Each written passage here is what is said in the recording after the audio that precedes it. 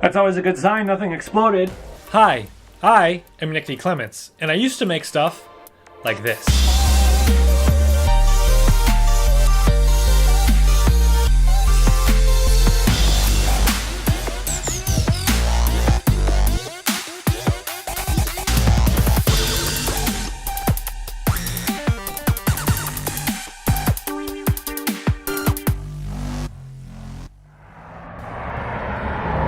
I live in a pretty good neighborhood. It's quiet. Neighbors keep to themselves mostly.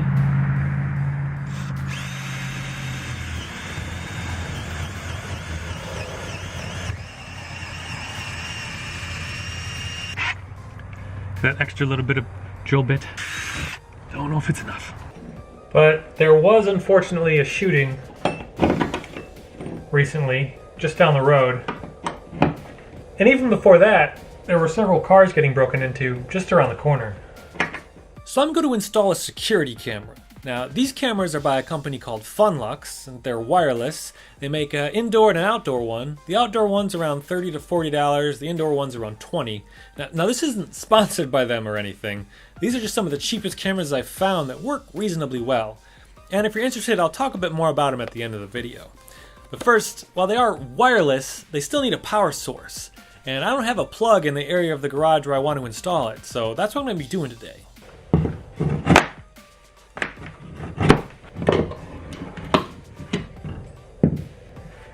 You think whoever put this in used enough nails? That last guy. Always an idiot, right?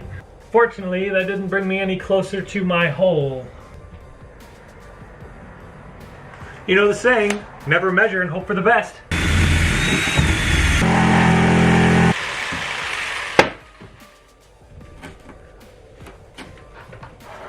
The very scientific process of making a hole on this side of the wall to see where the heck the outside hole is in relation to this spot.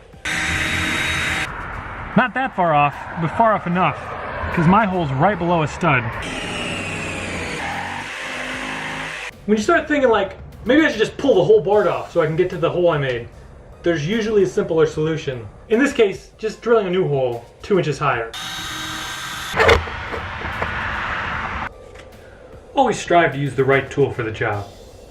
It's safer and way easier.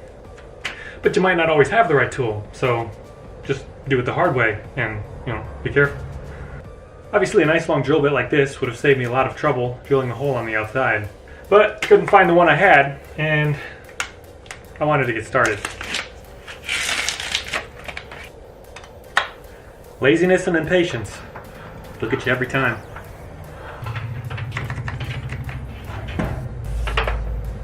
Plugging things in is also helpful.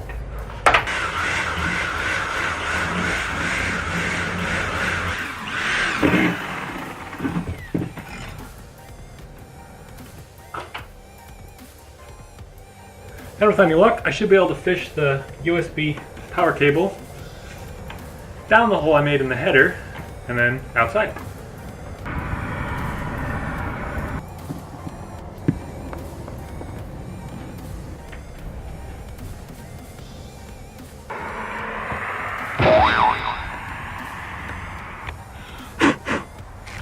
Luckily, the first hole, not that big a deal, because I can just mount the camera right over it.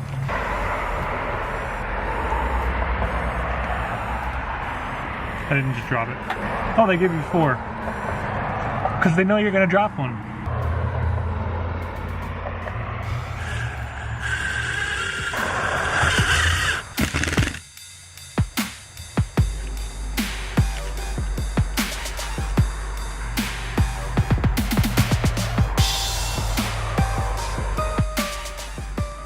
Let's push that back in, so I don't really have to worry about weatherproofing it, and I'll just throw some silicone in the hole.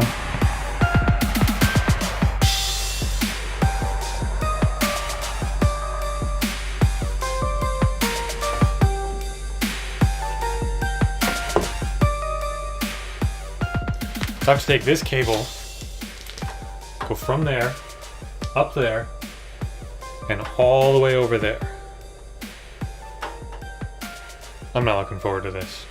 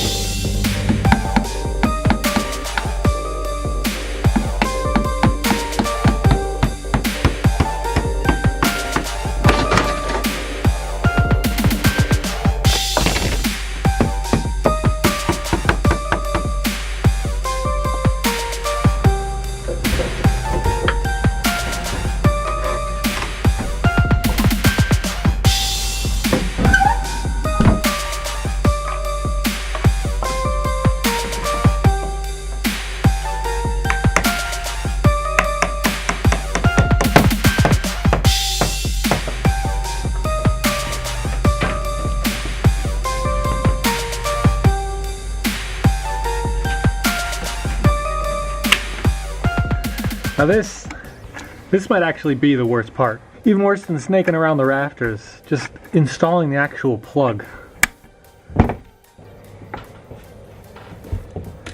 Or even locating the plug in the first place. It's just a slow, tedious, time-consuming thing, even if you're good at it. If you only have one to do, you know, it's not horrible. If you have the whole wall, 10, 20, it gets old real quick. There's some tools to help you along. You know, there's wire strippers. You ever make a list out of one word? But I'm good with a utility blade.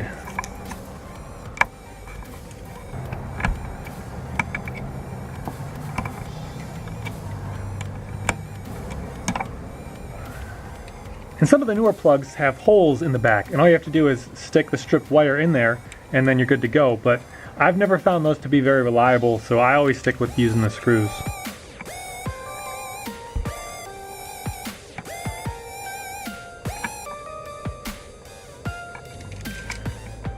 Silver is white and brass is black. Brass, black, brass, black. The B's, easy way to remember it. And you want to install your hook in the way that you're going to turn the screw. So the hook goes with the clockwise turn. Very rarely are you working on an outlet at a comfortable position. Usually either over or under your head. The back's all stretched weird. Just sucks.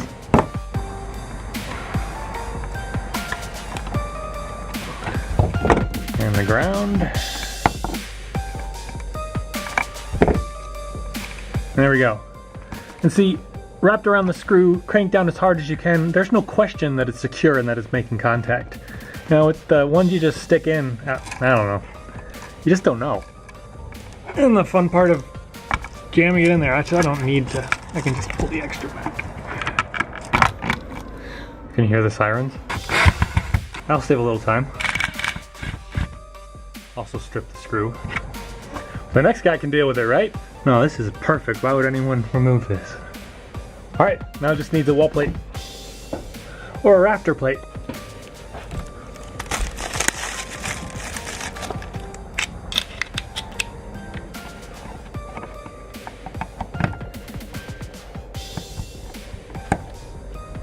Sweet, an outlet where there once was not one. Just plug in power to the camera. And just collect all my tools.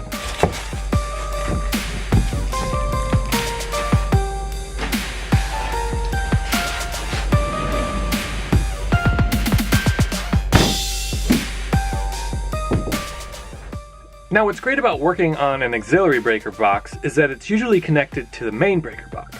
So if I check my reference here, the garage should be on 5 and 7. So I can just trip this breaker, completely disabling power in my garage. On a side note, while it does take a lot of work, I can highly recommend taking a few hours and mapping out your circuit breakers. Even if it's just filling out the label that's usually on the door. Although, going extra steps like making larger, easy to read numbers on the panel and designing something on the computer can definitely make it faster to find what you're looking for.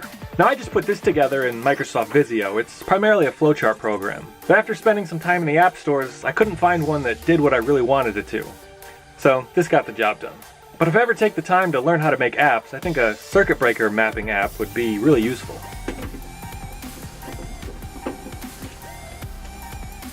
When you're working on your main breaker box,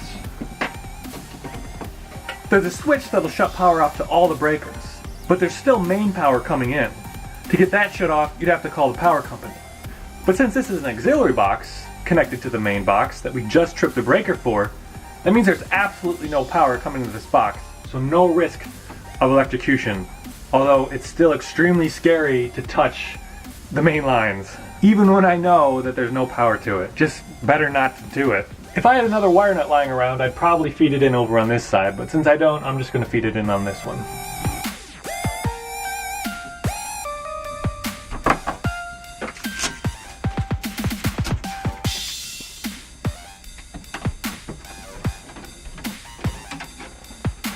First I'm going to try and get the ground connected.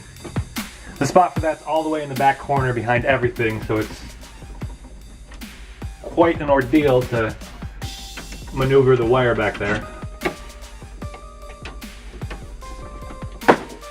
Basically there's a thing that looks like a Lego Technic brick made of metal with a set screw. So you put the ground wire through the hole and then you tighten the set screw to secure it in place. The same thing is used for the positive wire, the white wire, which you can see a little bit better here.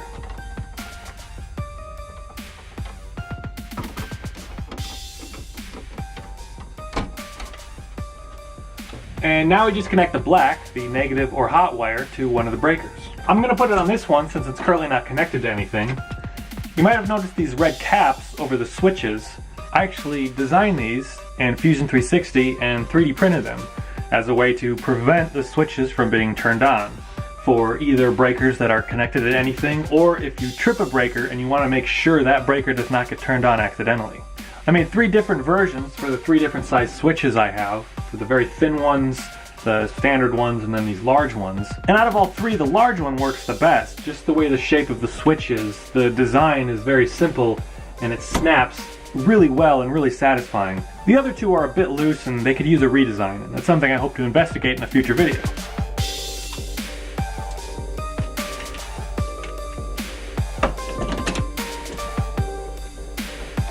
Just pop it back into place. There we go. Throw the cover back on.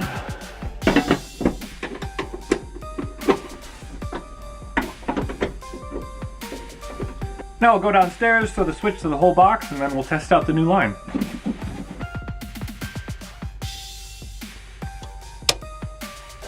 That's always a good sign, nothing exploded. So we'll try tripping the breaker to the new outlet. It didn't immediately trip, so that's also a great sign. So now our plug should have power, which means we can mount the camera, plug it in, get it connected, and then we're done. And great, we have power. I can see just the faintest little LED indicator inside the camera. So let's go ahead and connect it to the app. Now you don't have to do it once it's in place. You can do it inside, get it connected, and then mount it, but since we're here, we'll do it now. I'll start up the app, add device,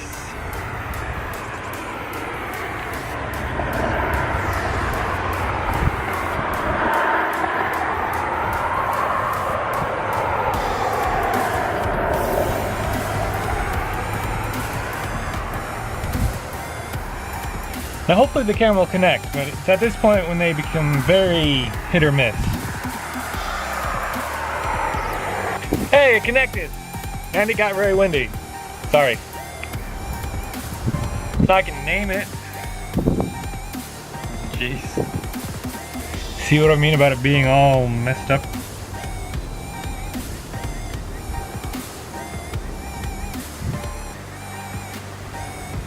Firmware update. That's good though. Firmware done. Hey!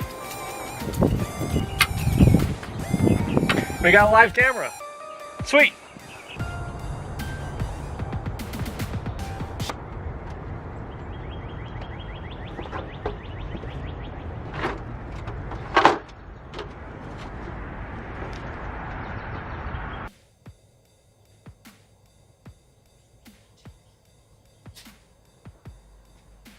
Awesome, so the camera's installed, it's working, and a bit more peace of mind. Like I said, these Funlux cameras are really cheap, but overall pretty good. However, not without their quirks. For instance, getting them installed on your network can be pretty fiddly. They have a tendency to time out a lot, and sometimes they'll install well on an iOS app, but not the Android app, and vice versa. One of them, once I installed on the network, it only ever works with that network, even after resetting it, and the outdoor ones don't even have a reset button. You have to either shut down your Wi-Fi or go to a different location. However, if you can get them installed, they work really well. They're always on, and they only ever go down when your internet goes down. I was also pretty leery of the company in general. For the longest time, the website had areas that didn't work, and whenever you install the app, you get a message about changes are coming, but you never really saw any changes. However, logging into the website today, I realized the web interface is actually working, so you can log into your cameras and see them on your computer, which is really cool. I was only ever able to log in on my phone or tablet before.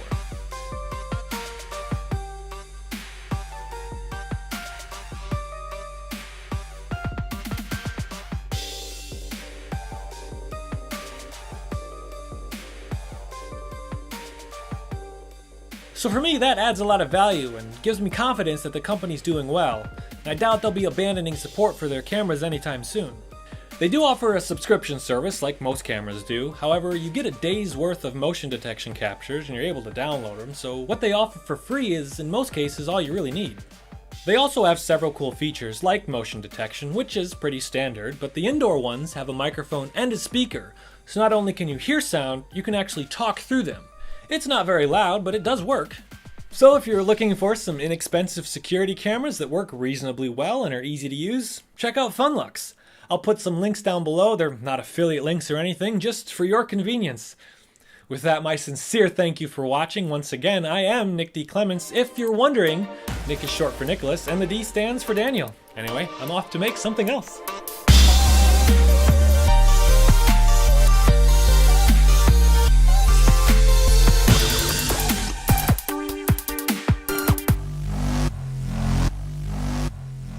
Can definitely make it finder to fast.